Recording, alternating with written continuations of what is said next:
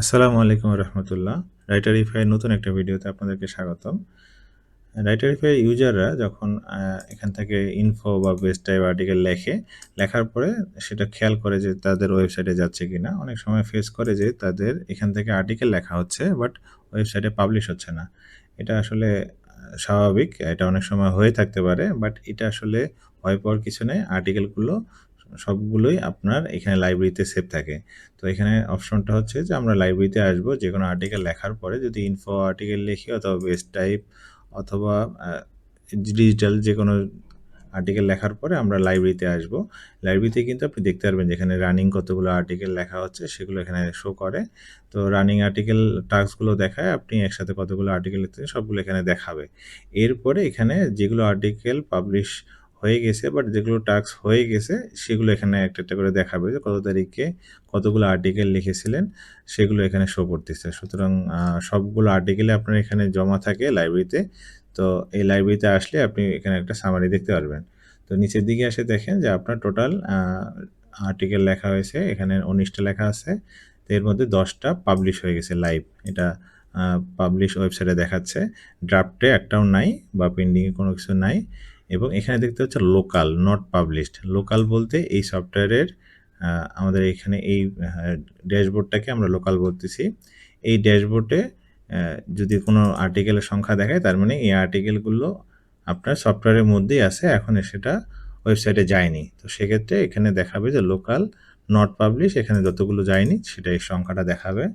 এখানে দেখাচ্ছে যে টোটাল আর্টিকেল কয়টা, লাইব্রেরিতে কয়টা আছে সেটা শো করতেছে। এখানে আপনার 19টা আর্টিকেলই দেখাচ্ছে। আমি যেহেতু দেখালাম যে 19টা, এখানে 19টা আর্টিকেলেরই টাইটেল দেখতে পাচ্ছেন। এখানে কত ওয়ার্ড আর্টিকেলটা লেখা হয়েছে সেটা দেখাচ্ছে।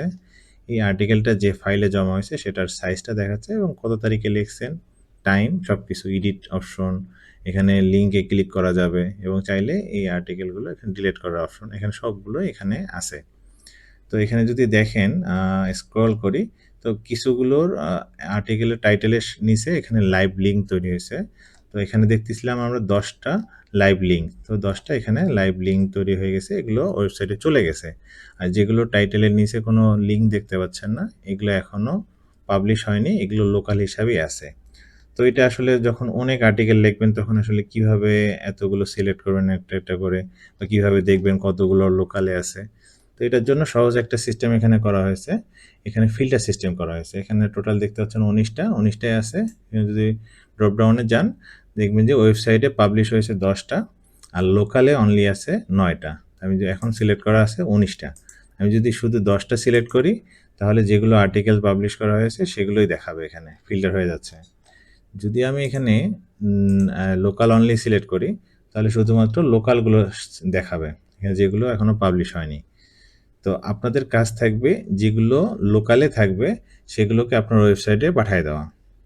তো সেক্ষেত্রে কি করবেন, আপনার লোকালটা সিলেক্ট করবেন, সিলেক্ট করার পরে এখানে টিক চিহ্ন দেবেন। হ্যাঁ, তাহলে সবগুলো সিলেক্ট হয়ে গেল। দেখেন সবগুলো সিলেক্ট হয়ে গেছে, তার মানে 9টাই সিলেক্টেড হয়ে গেছে। এখন এই 9টা আর্টিকেল আপনার ওয়েবসাইটে সেন্ড করতে হবে।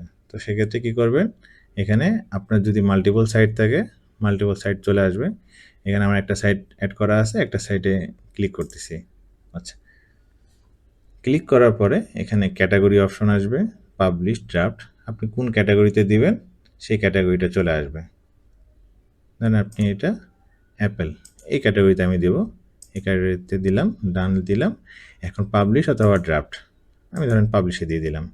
আপনি ড্রাফটও দিতে পারেন, আপনার যেভাবে আপনার প্ল্যান থাকবে সেভাবে দিতে পারবেন।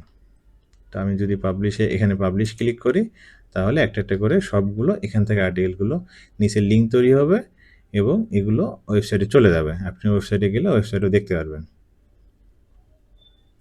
এখানে লিঙ্ক তৈরি হওয়া মানে এখানে আপনার ওয়েবসাইটে এটা চলে গেছে। তো একটু সময় দিতে হবে, এর মধ্যে এটা পাবলিশ হয়ে যাবে। তো সুতরাং যখন আপনারা আর্টিকেল লিখবেন যদি সেটা ওয়েবসাইটে না যায়, আপনার লাইব্রেরি সেকশনে আসবেন, এসে দেখবেন যে এখানে লোকালে কয়টা আর্টিকেল আছে, সেই আর্টিকেলগুলো আপনার ওয়েবসাইটে এভাবে পাবলিশ করে দিবেন, তাহলে আর কোনো সমস্যা হবে না। আচ্ছা দেখি কতগুলো, একটু সময় দিই, এটা পাবলিশ হয়ে যাবে। তাহলে আপনারা বুঝতে পারছেন যে কীভাবে আর্টিকেলগুলো লোকাল থেকে পাবলিশ করতে হয়। এই সিস্টেমটা এখান থেকে এসে পাবলিশ করে যাবেন। আর ভয় পাওয়ার কিছু নেই। আর্টিকেলগুলো সবগুলো আপনার পাবলিশ হবে। তো অবশ্যই লাইব্রেরি একবার ঘুরে যাবেন। ঠিক আছে? তাহলে এরপরে যদি প্রবলেম হয় তাহলে এখান থেকে এসে দেখে যেয়েন। আশা করি আর কোনো সমস্যা হবে না। এখানেও ড্যাশবোর্ডে কাউন্টগুলো দেখতে পারবেন। আসলে এই কাউন্টটা দেখেই বুঝতে পারবেন। আর যদি মনে হয় যে ওগুলো ডিলিট করতে চান, ওগুলো সিলেক্ট করে ওগুলো ডিলিটও করে দিতে পারেন। তাহলে সংখ্যাটা 0 হবে। তো 0 হইলে সমস্যা নেই। এখানে সফটওয়্যার থেকে ডিলিট হয়ে যাবে। লাইব্রেরি থেকে ডিলিট হওয়া মানে এই কাউন্টটাও 0 হয়ে যাওয়া। কিন্তু এটা আপনার ওভারঅল আপনি যা লিখতেছেন সেগুলো আমাদের সার্ভারে যোগ হয়। সার্ভারে আপনার চাইলে দেখতে পারবেন বা এখানেও দেখতে পাচ্ছেন যে এখানে কতগুলো আর্টিকেল লেখা হচ্ছে। এখানে একটা পার্সেন্টেজ রেশিও দেখায়, হ্যাঁ? তো সুতরাং এখান থেকে আপনার সফটওয়্যারটা অনেকগুলো আর্টিকেল লিখলে অনেক সময় এটা ভারী হয়ে যেতে পারে। তো আপনি চাইলে লাইব্রেরি থেকে সবগুলো ডিলিট করে দিবেন। সংখ্যাটা যে 0 দেখাবে। বাট যদি এখানে কয়েক হাজার আর্টিকেল থাকে তাহলে সফটওয়্যারটা লোড হইতেও সময় নেয়। তো সেক্ষেত্রে আপনারা লাইব্রেরি থেকে ওগুলো ডিলিট করে নিবেন। এই আরকি। আজকের মতো এখানেই। সবাই ভালো থাকবেন। আসসালামু আলাইকুম ওয়া রাহমাতুল্লাহ।